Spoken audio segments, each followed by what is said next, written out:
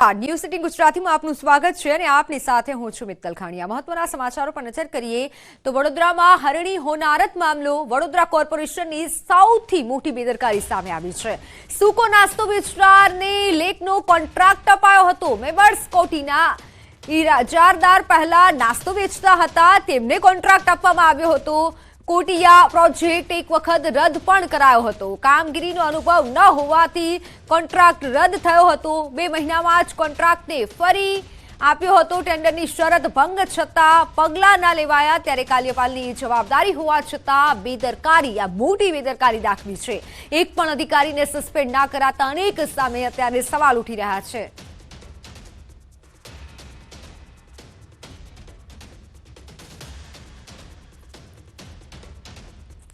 એક પણ અધિકારીને સસ્પેન્ડ નથી હજી સુધી કરવામાં આવ્યા અને જેથી અનેક સવાલ ઉઠી રહ્યા છે। મારી સાથે ફોનલાઈન પર સંવાદદાતા હાર્દિક દીક્ષિત જોડાઈ ચૂક્યા છે। હાર્દિક, ઘટના અંગે આપને શું વધુ વિગત મળી રહી છે? ઘટના અંગે એવી પણ માહિતી છે કે કોર્પોરેશનની આ અંગે ગંભીર બેદરકારી છે। બિલકુલ શરૂઆતથી જે વડોદરા મહાનગરપાલિકામાં એક કોન્ટ્રાક્ટ સિસ્ટમ ચાલતી હોય છે અને પાલિકાના જે અધિકારીઓ છે તેઓ કોન્ટ્રાક્ટર પર 4 હાથ રાખીને કોન્ટ્રાક્ટરને સંપૂર્ણ જવાબદારી છે તે જે તે પ્રોજેક્ટની સોંપી દેતા હોય છે, જેનું જ ગંભીર પરિણામ જે છે તે ગુજરાતે જેવું છે અને વડોદરા શહેરના લોકોએ જેવું છે। અત્યારે હવે 14 લોકોનો ભોગ લેવાઈ ગયો છે, ત્યારબાદ જે પાલિકાનું તંત્ર છે તે સુફિયાની કામગીરી કરી રહ્યું હોય તેવા દેખાડા કરી રહ્યું છે અને જિલ્લાની તમામ વોટર એક્ટિવિટી જે છે તે બંધ રાખવા માટે આદેશ જે છે તે કરવામાં આવ્યો છે અને પકડાયેલા જે આરોપીઓ છે તેમને આજે કોર્ટમાં પણ રજૂ કરવામાં આવશે। મૃત બાળકોના પિતા વિદેશ હતા, એની આજે અંતિમ વિધિ પણ કરવામાં આવશે અને આજે જે છે તે પોલીસ છે તે તપાસનો ધમધમાટ ચલાવી રહી છે। ત્યારે આજે વધુ જે આરોપીઓ છે તેમનું આ ફરિયાદમાં નામ ઉમેરાય તેવી પણ શક્યતાઓ જે છે સેવામાં આવી રહી છે। બીજી વાત કરવામાં આવે તો વડાપ્રધાને પણ સમગ્ર ઘટનાને ગંભીરતાથી લીધી છે। ત્યારે વડાપ્રધાને ગઈકાલે જ વડોદરાના જે કલેક્ટર છે તેમને ઈમેલ મારફતે તાત્કાલિક ધોરણે જે મૃતક લોકો છે તેમજ જે ઇજાગ્રસ્ત લોકો છે તેમને સહાય ચૂકવવા માટે આદેશ કર્યા છે। બીજી મહત્વની અને સૌથી મોટી ગંભીર બેદરકારી જે છે તે વડોદરા મહાનગરપાલિકાની એ છે કે આજે કોન્ટ્રાક્ટર છે તે ફરસાણનો વેપારી છે, એટલે કે વડોદરા કોર્ટ પાસે એની એક દુકાન આવેલી છે અને ત્યાં તે સૂકો નાસ્તો જે છે તે વેચતો હતો અને સૂકો નાસ્તો વેચનારો એટલે કે ફરસાણ વેચનારો જે કોન્ટ્રાક્ટર છે આજે પાલિકાના સત્તાધીશોના 4 હાથના કારણે કરોડપતિ બની ગયો છે। તેની કોઈ પણ પ્રકારની લાયકાત ન હતી, તેમ છતાં જે કોર્પોરેશન છે તેના દ્વારા આજે કોન્ટ્રાક્ટર છે તેને સંપૂર્ણ જવાબદારી જે છે તે સોંપવામાં આવી હતી। જે બોટ છે તેના ફિટનેસ સર્ટિ પોલીસે જ્યારે કોન્ટ્રાક્ટરો પાસે માંગ્યા, પાલિકા પાસે માંગ્યા, પરંતુ પાલિકા જે છે હજી સુધી આજે બોટના ફિટનેસ સર્ટિફિકેટ જે છે તે રજૂ કરી શકી નથી। એટલે ક્યાંક ને ક્યાંક પાલિકાના જે સત્તાધીશો છે, અધિકારીઓ છે અને કોન્ટ્રાક્ટર છે તેઓની મિલીભગત જે છે અત્યારે પોલીસની પ્રાથમિક તપાસમાં જે છે તે સામે આવી રહ્યું છે। એટલે પોલીસ પણ આ તમામ લોકો સામે કેવા પ્રકારની કાર્યવાહી કરે છે જોવું રહ્યું। પોલીસ દ્વારા જે કોર્પોરેશનના અધિકારીઓ છે તેઓનો પણ ફરિયાદમાં નામનો ઉલ્લેખ કરવામાં આવે છે કે કેમ તે પણ જોવું રહ્યું। ત્યારે બીજી સાથે વાત કરવામાં આવે તો જે કોટિયા પ્રોજેક્ટ નિષ્કાળજી રાખી હતી ત્યારે તાત્કાલિક ધોરણથી વડોદરા કોર્પોરેશન દ્વારા જે કોન્ટ્રાક્ટર છે તેનો કોન્ટ્રાક્ટ જે છે તે રદ કરી દીધો છે। 14 લોકોનો ભોગ લેવા બાદ મ્યુનિસિપલ કમિશનરને બ્રહ્મ જ્ઞાન આવ્યું છે કે કોન્ટ્રાક્ટર છે તેની લાયકાત નથી, ત્યારે કોન્ટ્રાક્ટરનો જે કોન્ટ્રાક્ટ છે તે ગઈકાલે જે કમિશનર છે તેમના દ્વારા રદ કરવામાં આવ્યો હતો। આ જે કોન્ટ્રાક્ટ છે તેમાં લોક ભાગીદારીની જે શરતો છે, સલામતીના સાધનો છે તેની અંદર ગંભીર પ્રકારની બેદરકારી સામે આવી છે। જ્યારે ગઈકાલે ન્યૂઝ 18 ગુજરાતીની ટીમે રિયાલિટી ચેક કર્યું હતું ત્યાં પણ ગંભીર પ્રકારની સ્થિતિઓ જે છે તે જોવા મળી હતી। ત્યારે કહીએ તો ગંભીર બેદરકારીને પગલે 18મી તારીખે 12 માસૂમ બાળકોનો ભોગ લેવાયો હતો, ટોટલ 14 લોકોનો ભોગ લેવાયો હતો। ત્યારે સમગ્ર મામલે અત્યારે તે તપાસનો ધમધમાટ છે તે ચલાવવામાં આવી રહ્યો છે। જી બિલકુલ હાર્દિક, પણ મહત્વનો સવાલ તો એ છે કે હજી સુધી એક પણ અધિકારીને સસ્પેન્ડ નથી કરાયા। આટલી મોટી ઘટના બની ગઈ, 12 બાળકોના મોત નીપજ્યા છે, 2 શિક્ષકોના મોત થયા છે, પરંતુ એક પણ અધિકારીને હજી સુધી સસ્પેન્ડ નથી કરાયા। એટલે મોટી જે જવાબદારી છે હજુ તે મહાનગરપાલિકા દ્વારા સ્વીકારાઈ જ નથી। મ્યુનિસિપલ કમિશનર દિલીપ રાણા છે આમ તો સુફિયાની વાતો કરતા હોય છે, પરંતુ તે ક્યાંક ને ક્યાંક રાજકારણીઓના ઇશારે ચાલતા હોય તેમ લાગી રહ્યું છે। કારણ કે આજે ફ્યુચરિક જે ડિપાર્ટમેન્ટ છે તેના જે ઇજનેર છે રાજેશ ચૌહાણ, આ રાજેશ ચૌહાણની જવાબદારી બનતી હતી કે તેના દ્વારા આ જે બોટિંગ ક્લબ ચાલી રહ્યો છે ત્યાં સુપરવિઝન કરવામાં આવે, તો સાથે સાથે જે કોન્ટ્રાક્ટર પાસે યોગ્ય દસ્તાવેજ છે તેની ચકાસણી કરવામાં આવે, પરંતુ જે કમિશનર છે તેમના દ્વારા રાજેશ ચૌહાણ સામે પગલાં લેવાયા નથી। તો બીજી વાત કરવામાં આવે તો જે અધિકારીની નિષ્કાળજીના કારણે આખી ઘટના બની છે તો કોર્પોરેશને એ જ અધિકારીને ફરિયાદી બનાવી દીધો છે। ત્યારે મ્યુનિસિપલ કમિશનર દ્વારા જ્યાં કાર્યવાહી કરવામાં આવી છે અને જે આરોપી છે તેને ફરિયાદી બનાવવામાં આવ્યો છે, ત્યારે મ્યુનિસિપલ કમિશનરની કામગીરી સામે પણ અત્યારે સવાલો ઉઠી રહ્યા છે। બિલકુલ બિલકુલ હાર્દિક, આપ જોડાયેલા રહેશો. आज मोटी बेदरकारी सामे આવી છે. ન્યૂઝ સિટી ગુજરાતી પણ સવાલો ઉઠાવી રહ્યું છે કે નાસ્તો વેચનારને કોણે કોન્ટ્રાક્ટ આપ્યો. એક નાસ્તો વેચનારને કોન્ટ્રાક્ટર આપવામાં આવ્યો છે. આટલો મોટો કોન્ટ્રાક્ટ અપાયો અને કોન્ટ્રાક્ટ અગાઉ એક વખત રદ પણ કરવામાં આવ્યો હતો. તો શા કારણે તે રદ થયો હતો અને જો કોન્ટ્રાક્ટ એક વખત રદ થયો છે તો ફરી કેમ તે એ જ કંપનીને કોન્ટ્રાક્ટ આપવામાં આવ્યો છે? કોની રહેમ નજરથી આ કોન્ટ્રાક્ટ આપવામાં આવ્યો હતો? ન્યૂઝ સિટી ગુજરાતી આ તમામ સવાલો પૂછી રહ્યું છે. આટલી મોટી દુર્ઘટના ઘટી છે છતાં પણ એક અધિકારીને હજી સુધી સસ્પેન્ડ નથી કરવામાં આવ્યા, નથી કોઈએ જવાબદારી સ્વીકારી. 2 દિવસ થવા આવ્યા પરંતુ આ ઘટના તેમની તેમજ કે કડક કાર્યવાહી કરીશું, પણ ક્યારે કડક કાર્યવાહી કરવામાં આવશે? ન્યૂઝ સિટી ગુજરાતી આ તમામ સવાલો પૂછી રહ્યું છે હરણી હોનારત મામલે.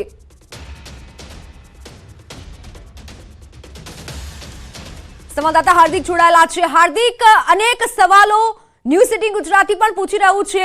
અગાઉ આ કોન્ટ્રાક્ટ રદ પણ થયો હતો અને છતાં ફરી એ જ કોન્ટ્રાક્ટ આપવામાં આવ્યો હતો. બિલકુલ જી, આ વાત કરવામાં આવે તો આજે કોન્ટ્રાક્ટર છે મેસર્સ કોટિયા પ્રોજેક્ટના જે ઇદારા કોન્ટ્રાક્ટર છે તેઓનું મેં કીધું પ્રમાણે કે સૂકો નાસ્તો વેચતા હતા, તેમને અનુભવ નહોતો. ત્યારે ઇજારદાર કોટિયા પ્રોજેક્ટ જે છે તેમના દ્વારા જે છે તે તમામ પ્રકારના જે દસ્તાવેજો રજૂ કરવામાં આવ્યા હતા, પરંતુ તેમાં જે જવાબદારી હોવી જોઈએ તે પ્રકારની જવાબદારી પૂરતા દસ્તાવેજો ન હતા, જેના કારણે જ જે આ કોટિયા પ્રોજેક્ટ છે તેનો એક વખત ડિસ્ક્વોલિફાઈડ કરવામાં આવ્યો હતો. ત્યારે આ ઇજારદાર છે તેના દ્વારા થોડાક સમય બાદ જ તમામ પ્રકારના જે દસ્તાવેજ છે તે રજૂ કરવામાં આવ્યા હતા. એટલે જે થોડા સમયની એને ગેપ મળી હતી તે દરમિયાન તેને રાજકારણીઓ સાથે સેટિંગ કર્યું હોય તેવી અત્યારે વડોદરા શહેરમાં ચર્ચાનો વિષય બન્યો છે.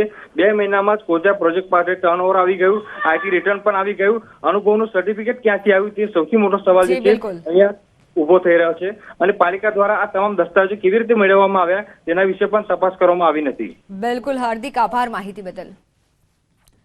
વડોદરાના હરણી બોટ દુર્ઘટનામાં ઝડપથી સહાય ચૂકવવા માટે આદેશ કરાયો છે. પીએમ મોદીના આદેશ બાદ કલેક્ટરે બેઠક બોલાવી છે. ઝડપથી સહાય ચૂકવવાની કામગીરી શરૂ કરાઈ છે. દુર્ઘટના બાદ મનપા પોલીસનો આદેશ. વડોદરા જિલ્લામાં ચાલતી તમામ રાઇડો, વોટર એક્ટિવિટી બંધ કરવા માટે આદેશ કરાયો છે. આ દુર્ઘટના બાદ વડોદરા મનપા એક્શન મોડમાં હવે આવ્યું છે. કોટેજા પ્રોજેક્ટ નિષ્કાળજીને લઈને કોન્ટ્રાક્ટ રદ કરાયો. મનપા કમિશનરે કોન્ટ્રાક્ટ રદ કરવા માટે હુકમ કર્યો છે. જોકે દુર્ઘટના પ્રકરણમાં પકડાયેલા આરોપીઓને આજે કોર્ટમાં રજૂ કરાશે.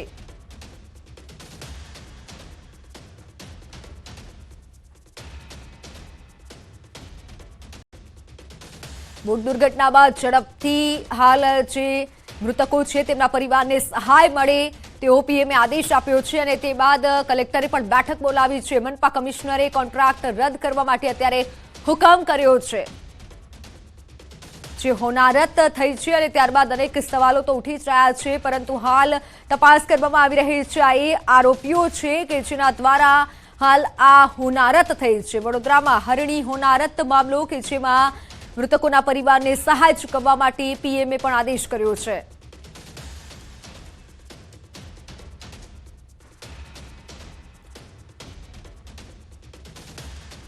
વિપક્ષ નેતા અમીર રાવત આપણી સાથે જોડાઈ ચૂક્યા છે. અમીબેન, ન્યૂઝ સિટી ગુજરાતીમાં આપનું સ્વાગત છે.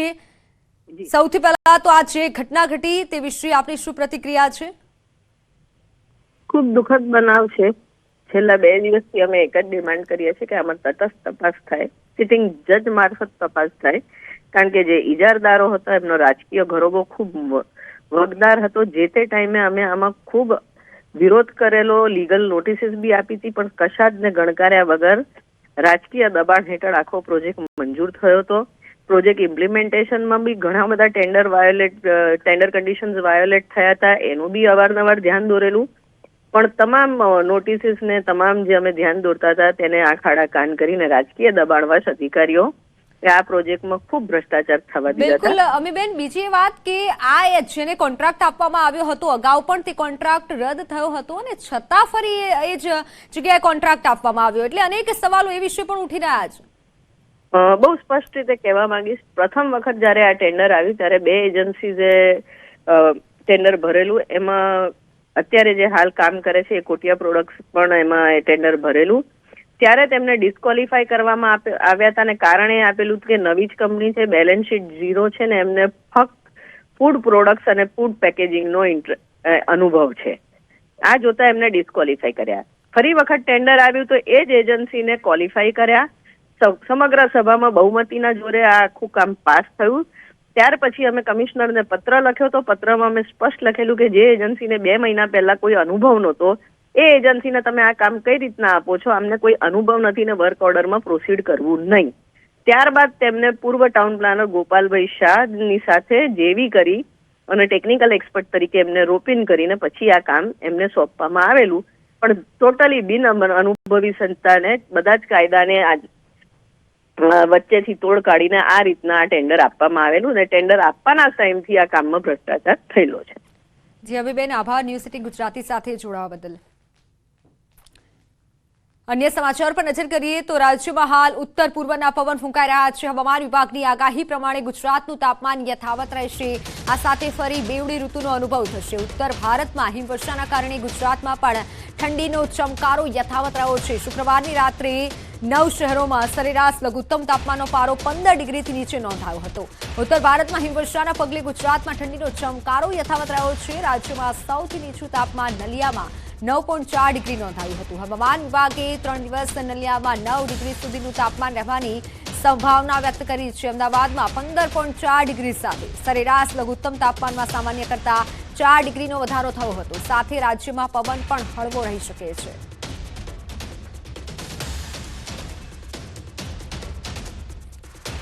તો રિલાયન્સ ગ્રુપની મહત્વની જાહેરાત 22 જાન્યુઆરીએ રજા જાહેર કરાઈ છે. દેશભરમાં RILની ઓફિસોમાં રજા જાહેર કરાઈ છે. સોમવારે અયોધ્યામાં પ્રાણ પ્રતિષ્ઠા મહોત્સવ છે, જેને લઈને રજા જાહેર કરાઈ છે.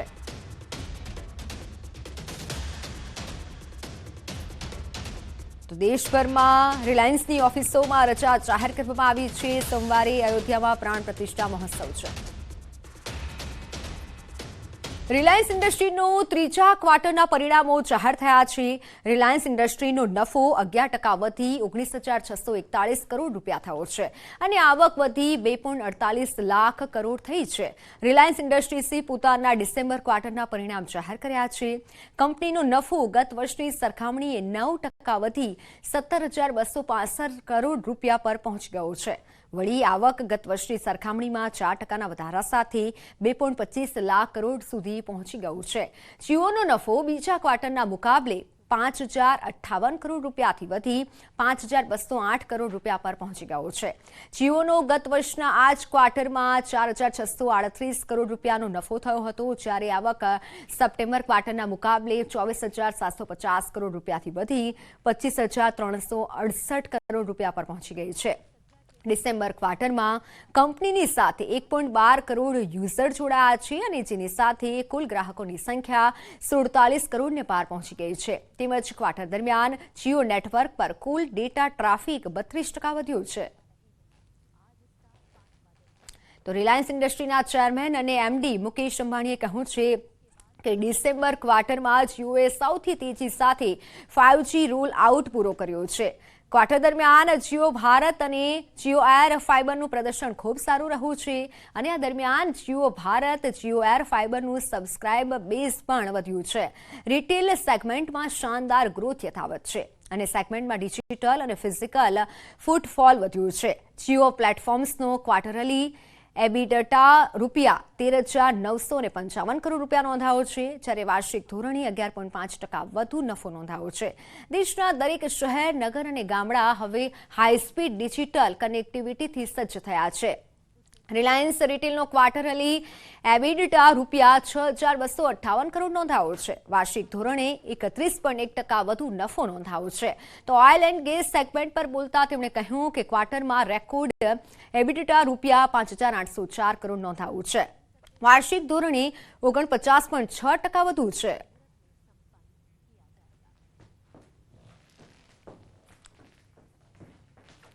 તો હાલ સમાચારોમાં સમય થયો છે વિરામનો.